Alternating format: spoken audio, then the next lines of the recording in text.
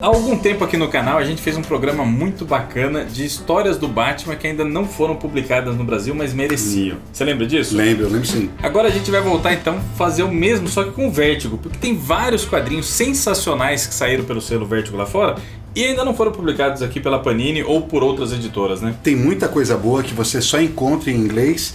E se você ainda não é um falante fluente de inglês, a gente aqui traz a solução para você, né? E exato, eu preciso disso, porque eu leio inglês numa boa, leio praticamente qualquer coisa, às vezes, né, pego um dicionário lá quando tá muito complicado. Eu sou bom também de ouvir, entendo quase tudo que as pessoas falam, assisto filme, música, tudo normal, só que conversação eu sou uma porcaria ali. Você pode me ajudar com isso, né? Posso te ajudar com isso, mas quem pode te ajudar ainda mais é a Cambly, Escola de Inglês. Olha só que bacana é o método da Cambly. Se você precisa de speaking, se você é bom de gramática, se você é bom de listening, mas você precisa falar...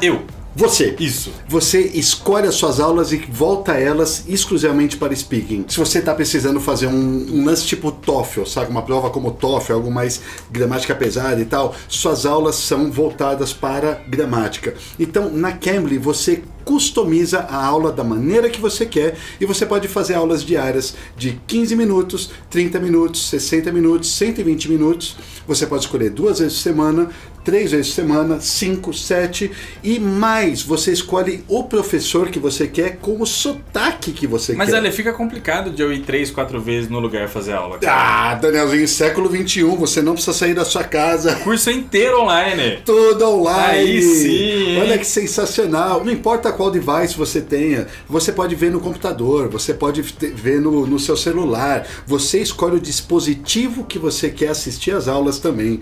Mamão com açúcar, Danielzinho. Puta, sensacional, hein, cara? Sensacional, não tem método melhor para aprender inglês do que esse. E você não precisa nem cair direto de cabeça, você pode testar ainda. Se o pessoal clicar pelo link do Pipoca, eu vou clicar, você também clica, você ganha 10 minutos aí para experimentar e ver isso que a gente tá falando agora. Porque você pode conversar e ter aulas com professores nativos de língua inglesa e trocar uma ideia com eles. E esse negócio de escolher o sotaque é muito louco, né? Porque eu posso aprender um inglês britânico à perfeição, ou um inglês do Tennessee à perfeição, do jeito que eu quiser. E pra quem é iniciante de tudo mesmo, tipo o Bruno Zago, pode ter as aulas iniciais com professores que falam português. Também. Se a pessoa tem alguma dúvida, estiver falando com um professor lá em inglês e não estiver compreendendo direito, tem um sistema lá de digitar e converte pro inglês pra ele, e ele escreve pra você e já converte no português rapidinho. Comunicação super simples, com um preço aí que cabe no bolso de todo mundo, é muito mais barato que esses cursos convencionais, né? E o mais sensacional é que você pode fazer o horário que você quiser, da onde você quiser.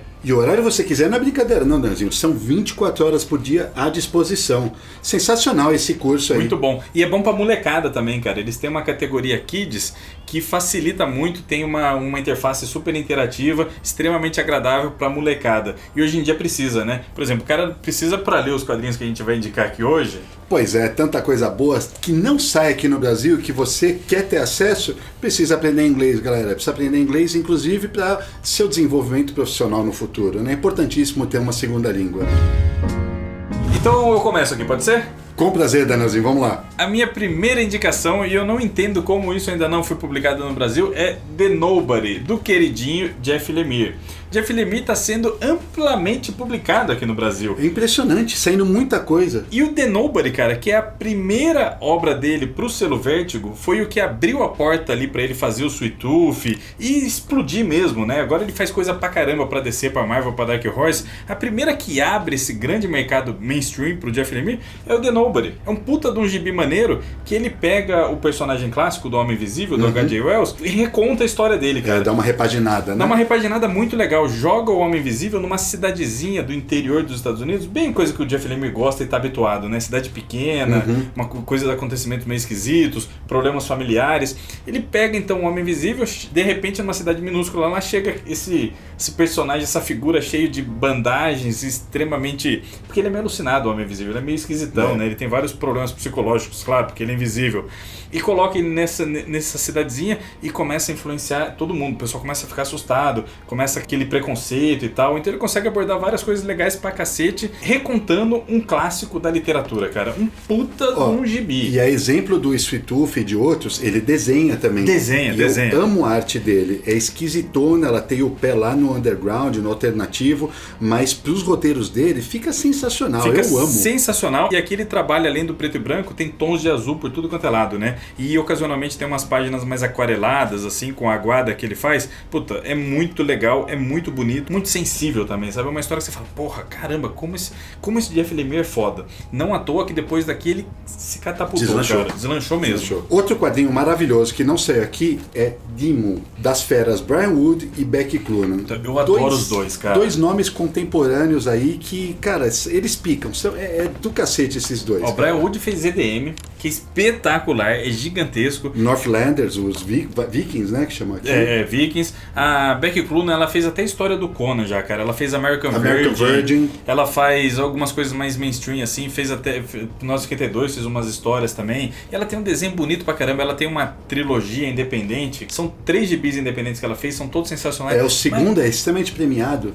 Ela desenha muito, bicho. Desenha barbaridade, assim. E o Demo, o que é o Demo? Esquece super-heróis e ação, esse tipo de coisa, tal. É um quadrinho extremamente humano que pega a juventude, principalmente a juventude da sociedade norte-americana, mas que eu acredito possa ser estendido para a juventude de modo geral. Por quê? Porque os problemas que as pessoas atravessam, eles são mesmo em todo lugar do mundo, né? Tirando problemas graves, que nem, sei lá, fome, esse tipo de coisa, mas os problemas emocionais, psicológicos, a maneira como você encara a vida, as encruzilhadas que as pessoas têm que atravessar, que determinam o caminho que será a vida delas, acaba sendo o mesmo. Não importa se você está nos Estados Unidos, se você está no México, se você está na Argentina, se você está no Brasil. E você pega aqui 12 histórias em que o Brian Wood coloca 12 personagens diferentes, não são os mesmos protagonistas, que vão vivenciando esses momentos. Naquela hora eles não percebem, mas são momentos quintessenciais que vão ditar os rumos que a vida deles tomará.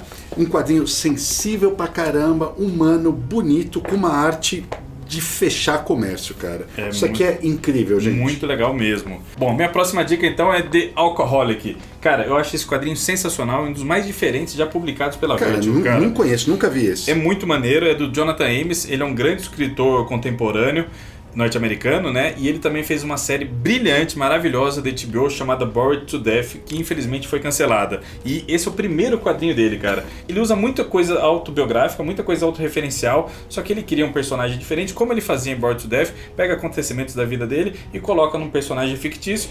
É um personagem aí que, tipo, vive um dia após o outro, teve um monte de relacionamento fracassado, tem muitos problemas aí com relacionamento com mulheres e tal, e bebe pra caramba, abusa de drogas, tem uma vida um pouco desregrada demais, assim. Mas basicamente conta alguns percalços da vida cotidiana dele. Os desenhos são do Jim Haspel e é muito sensível, assim, muito bonito mesmo, muito humano, sabe? Muito verdadeiro e divertido de ler. Você percebe aquele quadrinho sincero mesmo, sabe? De um cara que escreve muitíssimo bem e é extremamente sincero e abre o coração pra contar muitas coisas aqui. Um puta de um gibi, cara, maravilhoso. Minha dica é a seguinte, né, Zinho? Dead Enders, do Ed Brubaker. A fera Ed Brubaker, extremamente premiado, todo mundo conhece aí por causa da fase dele no Capitão América. Monstro.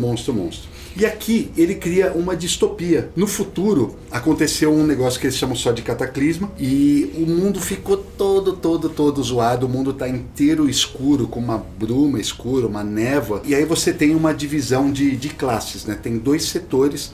Um setor consegue criar uma fonte de energia artificial, consegue tornar a vida deles mais palatável lá e acaba vivendo bem. E tem o pessoal do setor mais baixo, que eles vivem lá no meio daquela zona. E aí tem um personagem, o protagonista aqui da capa, que é o Beezer. Ele vive no setor 5 e ele começa a ter umas visões de como era o mundo antes de ser uma coisa horrorosa. Ele tem literalmente visões do que o mundo poderia ser e do que o mundo foi, na verdade, antes do tal do cataclismo. E ele começa a propagar isso de alguma forma, sem que ele entenda o motivo, as autoridades começam a perseguir ele, porque ele está falando sobre um mundo que não deveria ser. E a partir daí a história se desenvolve. Olha, gibizão também, viu, cara? Parece foda mesmo, viu? É muito da hora esse quadrinho, cara. Esse eu quero, hein?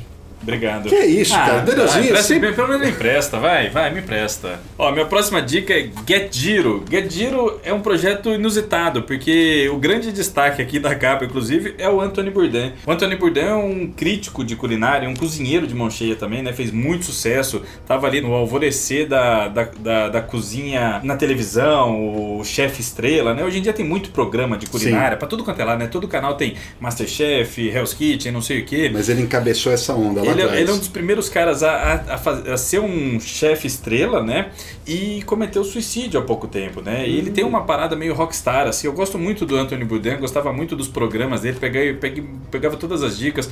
É um cara muito interessante, assim. E uma das paixões dele, além da gastronomia, é quadrinhos, cara. Tanto é que a Vertigo chama ele pra fazer.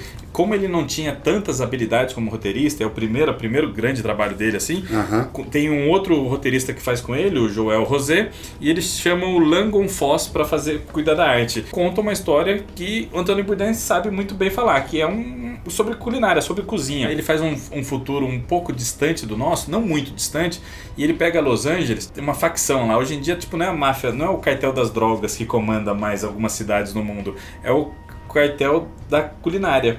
Então tem 2 chefes fodões que disputam os territórios, disputam os restaurantes, e virou uma guerra entre esses 2 chefes.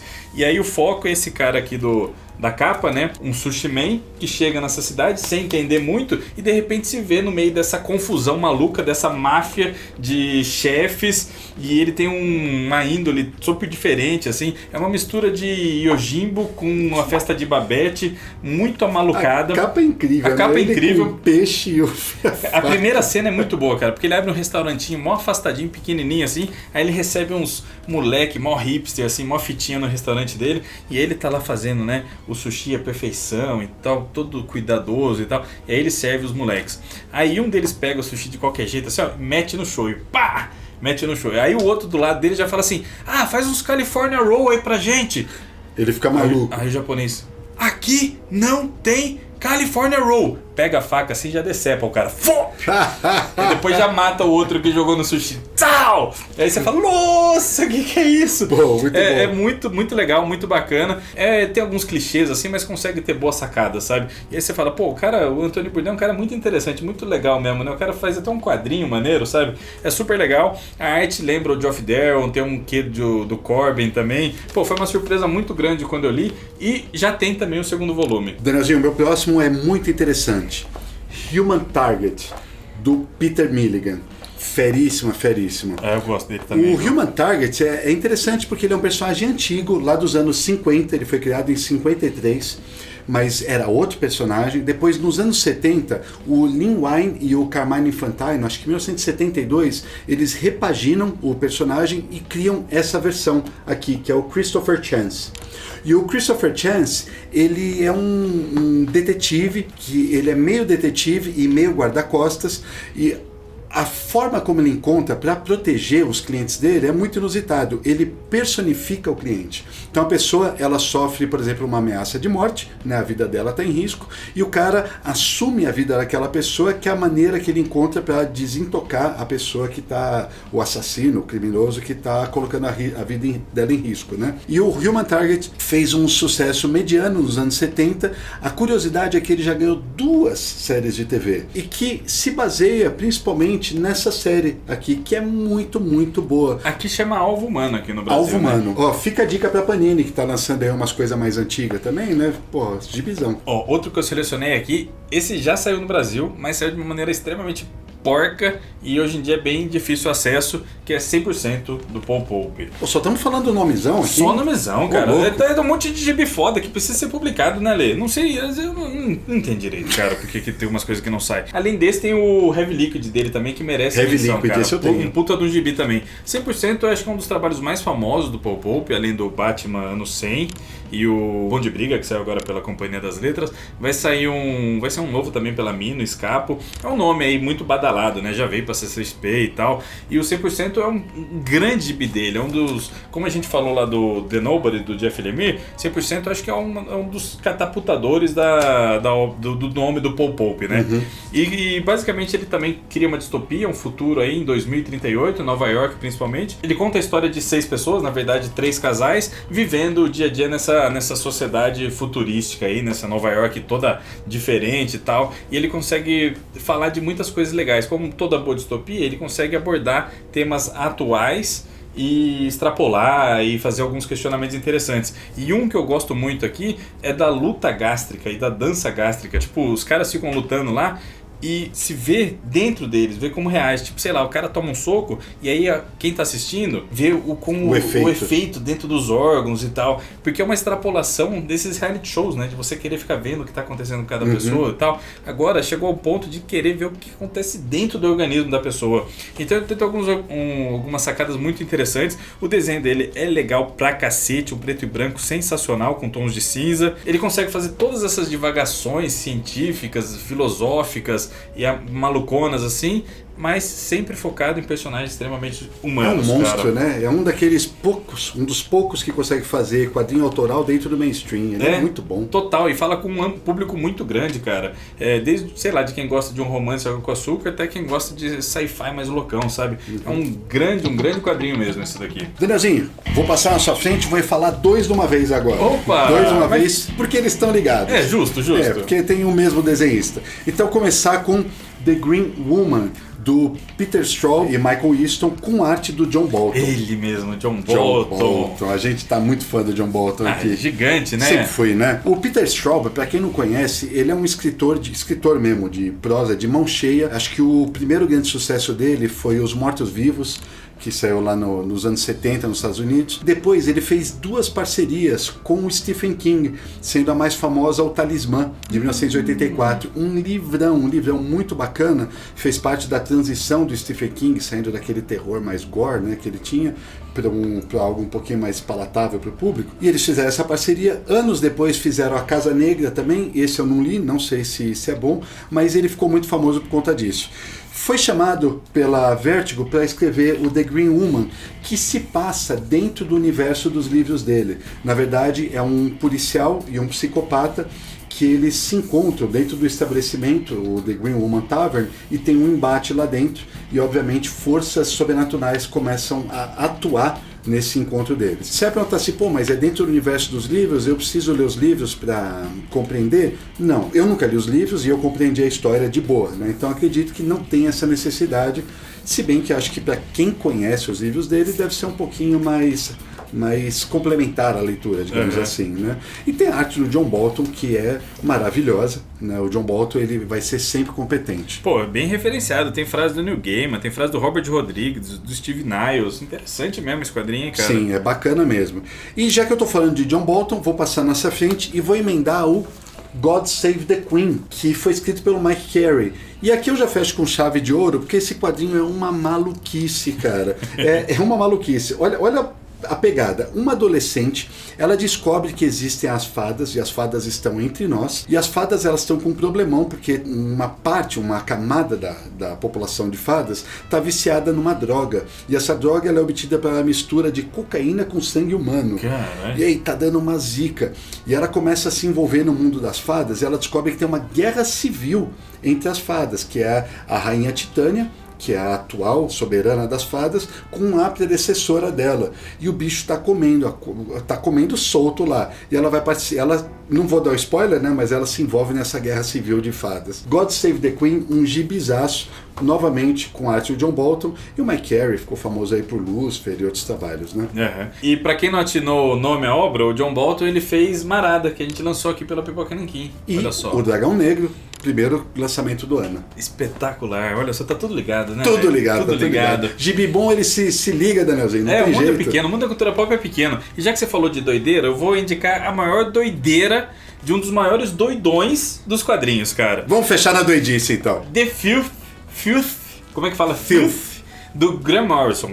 O Grant Morrison todo mundo sabe que ele tem algumas obras extremamente amalucadas. Ele, mesmo quando ele faz mainstream, quando ele faz o super-herói padrãozão, ele dá um jeito de subverter e fazer as loucuras dele, né? Mas quando ele pode correr solto, e principalmente nas obras adultas dele, aí ele pira completamente, né? Sim. Você pega aí Invisíveis, Flex Mental, o Homem-Animal, até o Homem-Animal ele conseguiu pirar bastante, o Patrulha do Destino, que é super-herói, mas ele podia correr um pouco mais solto, porque era dentro do selo Vértigo e tal. Ele dá aquela surtada maravilhosa e que o consagrou ele, né? Por conta dessas divagações completamente insanas e às vezes muito possíveis até, né? Eu gosto do Grant Morrison, ele tem uma visão de mundo muito pertinente, ele é doidão e tal, só que ele parece que ele enxerga algumas engrenagens que a gente não, sabe? Ele já enxergou a Matrix, né? A gente não viu ainda. E The Fields é quase uma obra irmã, é muito interessante ler o Flex Mental, os Invisíveis e depois chegar aqui, sabe? Elas têm muitos aspectos parecidos e eu não entendo como é que não saiu lá fora, acho que faz uns 2-3 anos aí,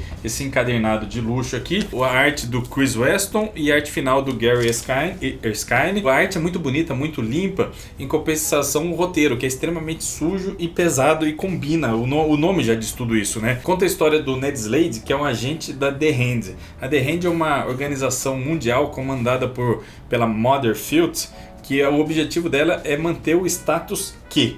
Que nada mais é do que manter o status quo, manter todo mundo naquela mesmice, naquele padrãozão, porque é sempre complicado quando alguém tenta levantar a cabeça e ser controverso e tentar, sei lá, bater de frente com o que está acontecendo. Eles não querem. Alguma força maior quer que as coisas se mantenham calmas e sempre as mesmas. Ninguém gosta de que questiona. Exato. Né? Você começa a questionar se você está num lugar que é mais retrógrado, mais certinho, você começa a ser excluído de alguma maneira, né? Exatamente. E o Ned Slade é o investigador, só que ele tem uma identidade aí civil, que é o Greg Feely, e ele é tipo um maluco por pornografia, ele é viciado em pornografia, ele consome pornografia o tempo inteiro, e a única coisa que ele gosta no mundo, do gato dele que tá morrendo. Então o único apego que ele tem com a sociedade é um gato moribundo, e ele é completamente pirado. E ele é o agente que às vezes vai ter que fazer essas missões para manter o status quo. E é isso que é legal do Grant Morrison, ele pega um cara que odeia a sociedade e precisa trabalhar para uma organização que precisa manter a sociedade como ela é, sabe? Ele consegue fazer vários questionamentos. É uma subversão na coisa, Uma né? Subversão. Você pensa na obra mais pirada que você já leu do Grant Morrison, The Field é muito mais. São várias camadas, é difícil, às vezes assusta. Acho que muita gente renega um pouco essa obra, porque ela é bem para poucos mesmo, assim. Não é uma obra para todo mundo. É um Grant Morrison difícil, falando de temas pesados, assim, e, totalmente despudorado, cara. Mas essa é a característica dele, acredito que isso que o torna distinguível, né, de todos os pares dele, todos os autores contemporâneos. Então tá aí, 10 obras muito boas que não saíram no Brasil. A gente tem algumas outras, que a gente só vai citar aqui. Por exemplo, tem o Revolver, do Matt Kindt, escritor conhecido, famoso aí, todo mundo adora, né, pelo trabalho. O Matt Kindt agora está fazendo Iter, junto com o Davi Rubin, cara. Do Beowulf. Beowulf. As Vidas do Chiaroscuro, que são as vidas do Leonardo da Vinci, um quadrinho esquisitaço que tem, obviamente, o Leonardo da Vinci como protagonista. Knockout é uma história doida de uma espiã, numa linha James Bond sensual. E esse aqui você citou recentemente aqui no Pipoca e Nanquim, né? Sim, no vídeo que eu falo sobre os livros góticos, né? Isso daí merecia um relançamento também. The House on the Borderlands, a arte espetacular do Richard Corbin, maravilhoso, né, cara? Sim, saiu aqui numa versão porqueira, preto e branco, da Ópera Gráfica, se eu não me engano. Foi, e a cor é linda, tinha que ser republicado também isso daqui, né? Sim. E por último, Greendale, que é baseado num disco do Neil Young, cara. O Joshua Dysart é um roteirista aí famoso da Vertigo, ele fez aquele Unknown Soldier, ele fez bastante coisa, bastante séries legais, e ele pega junto com o Cliff Chiang, que é um grande desenhista, fez aquela fase da Mulher Maravilha no 52, e conta aí uma história baseada no Neil Young, extremamente interessante. É mais pra completista, mais pra quem é fã do Neil Young mesmo. Mas a Vertigo tem muita coisa,